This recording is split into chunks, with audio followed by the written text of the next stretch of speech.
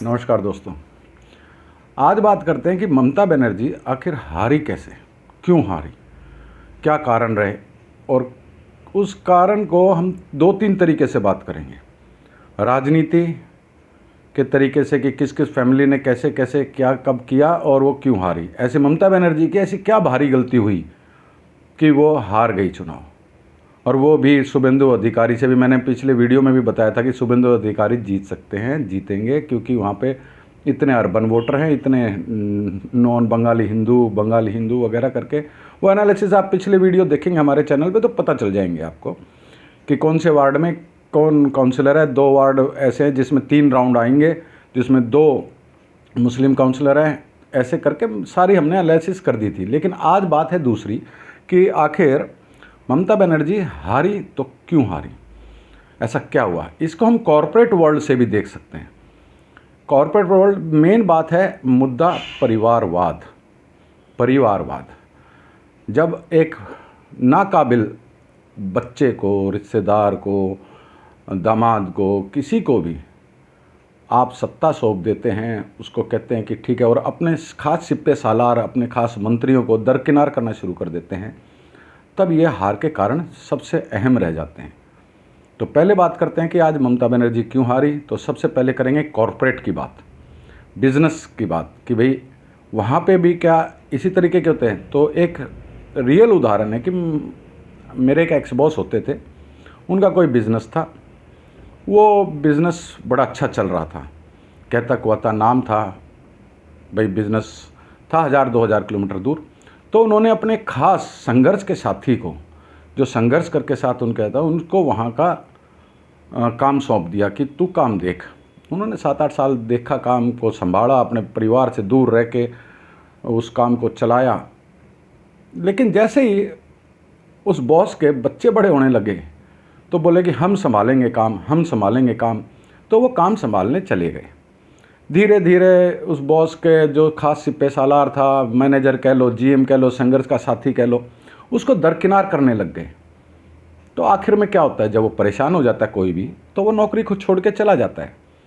आज स्थिति है कि वो बिजनेस ही डामाडोल है, वो 3 साल के अंदर हो गए, क्योंकि नाकाबिल बच्चों को जब कमान दे दी जाती है तो ऐसा ही होता है। तो ममता बनर्जी के साथ ऐसा ही हुआ। ममता बनर्जी जी ने जब तक संघर्ष के साथी शुभेंदु थे, 2 बार के सांसद थे, जब उन्होंने 2016 में विधानसभा का चुनाव लड़ने के बाद उन्हें ट्रांसपोर्ट मिनिस्टर बनाया गया। ऐसे फिर राजनीति में एंट्री उससे पहले हो जाती है अभिषेक बनर्जी की। 2016 से पहले वो सांसद बन जाते हैं, शादी होती है उनकी और रुचिरा बनर्जी से, वो भी आ जाती हैं परिवार में। तो इधर शुभेंदु 2 बार के सांसद होके परिवहन मंत्री थे, उनके साथ काफ़ी लोग थे, ज़मीनी कार्यकर्ता थे, ममता बनर्जी के संघर्ष के साथी थे। लेकिन जब एक बुआ कह लो, मामी कह लो, फूफी कह लो, कुछ भी कह लो, उसने अपने बच्चों की ज़्यादा सुननी शुरू कर दी, अपने रिश्तेदारों की ज़्यादा सुनना शुरू कर दिया, तो अभिषेक बनर्जी, उसकी मिसेज लग गए। भाई शुभेंदु अधिकारी एक नॉर्मल जो बस रूट, जो ट्रांसपोर्ट मिनिस्टर वो था, वो बस रूट भी फाइनल नहीं कर पा रहा था। क्यों? अभिषेक बनर्जी ने मना कर दिया, रुचिरा बनर्जी ने मना कर दिया। फिर कहीं पे कोल घोटाला हो रहा था तो रुचिरा बनर्जी, जो अभिषेक बनर्जी की पत्नी है, उनके रिलेशंस अच्छे बढ़ते गए।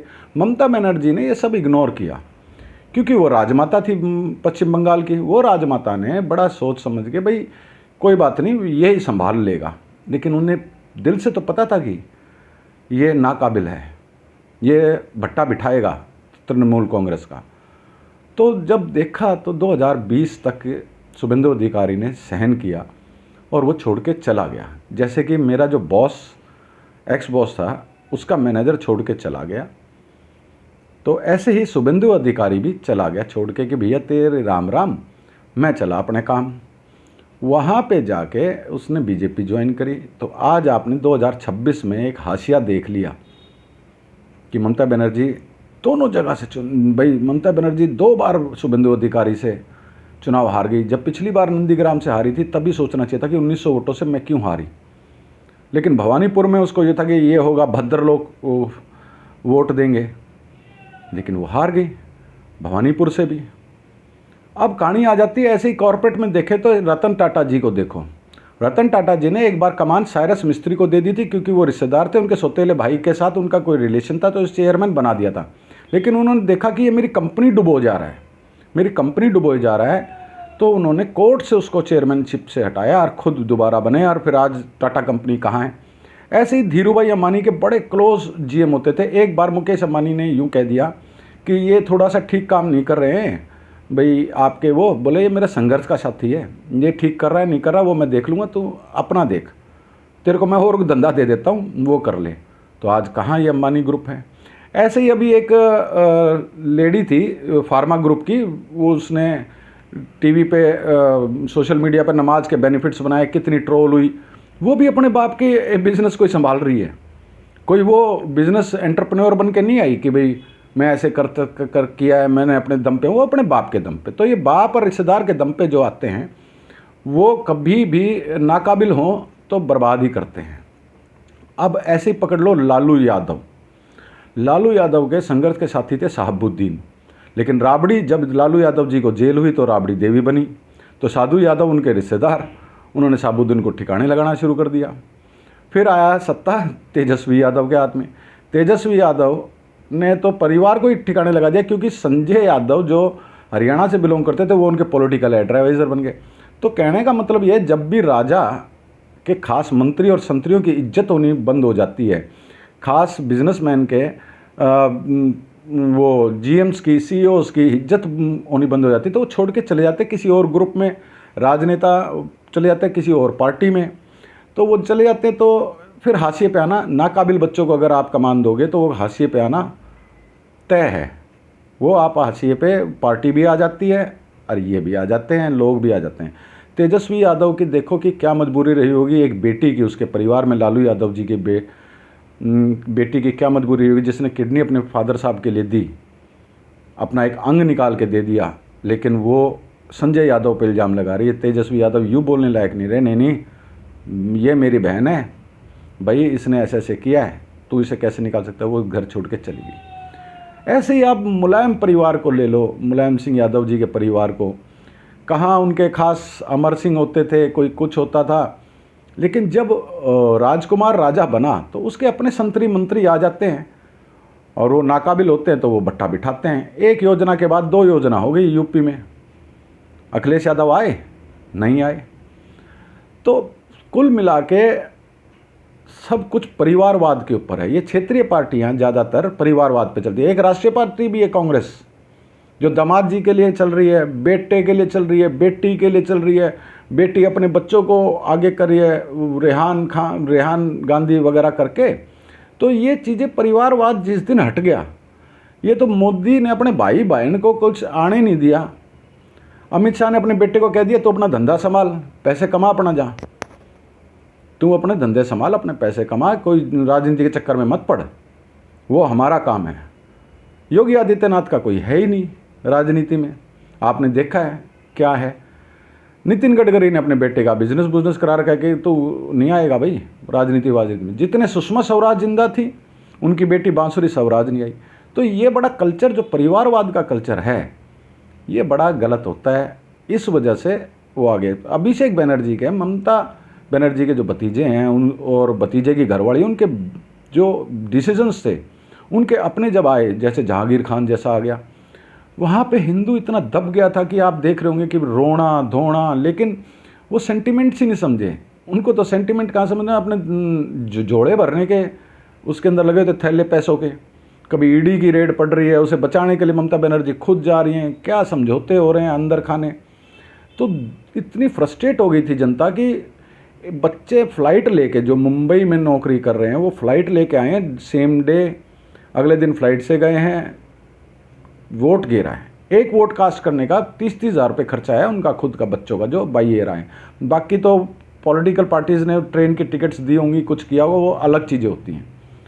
तो कुल मिला के ये है कि कॉरपोरेट तरीका हो, चाहे कॉरपोरेट वर्ल्ड हो, चाहे राजनीति का वर्ल्ड हो, चाहे आप ये लगा लो कि भाई परिवार का भी, ज़मीन जायदाद का जब छोटे परिवार का भी बंटवारा होता है तो एक खास हो जाता है और एक बच्चा बेकार हो जाता है, उसका हक उसको दे दिया जाता है, तो ये तो एक भारत के अंदर ये चल ही रहा है।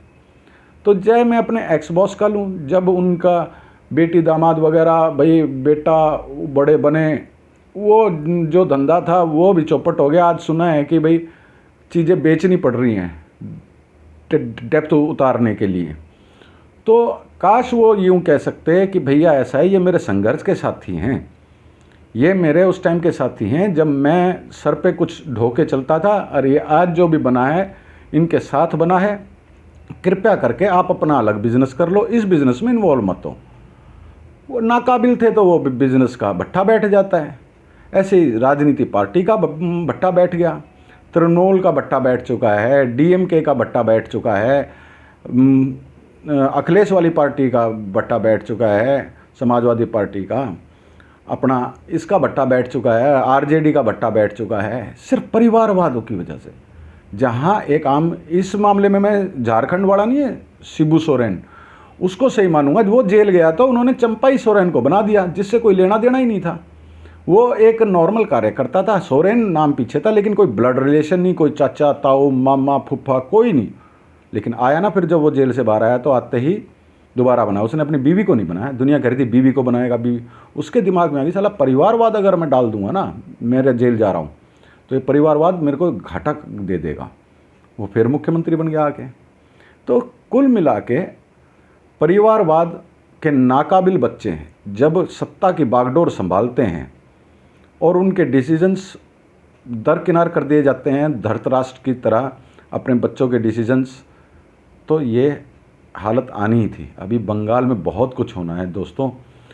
बंगाल एक नया बंगाल शायद बन जाए। बीजेपी कोई दूध की धूली नहीं है, लेकिन फिर भी इतना दबा दिया गया था हिंदुओं को, इतना दबा दिया गया था। अगर आप मेरे पिछली जितने भी डिबेट्स या वो देखेंगे तो उसके अंदर साफ कहा गया है जो साइलेंट वोटर है वो दबा हुआ है, वो बोल नहीं रहा, अंडर करंट है। ऐसा मारेगा कि बीजेपी कहाँ जाके रुकेगी कुछ नहीं पता, वो कहाँ जाके रुकी वो कुछ नहीं पता।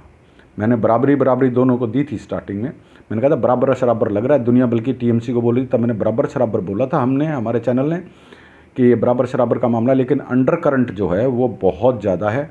वोटर बोला नहीं, टीएमसी का वोटर बोलता था और बीजेपी का अदर पार्टी का बोल नहीं रहा है। और वो जाके जब वोट करेगा तो बीजेपी कहाँ रुकेगी कोई सोच ही नहीं सकता।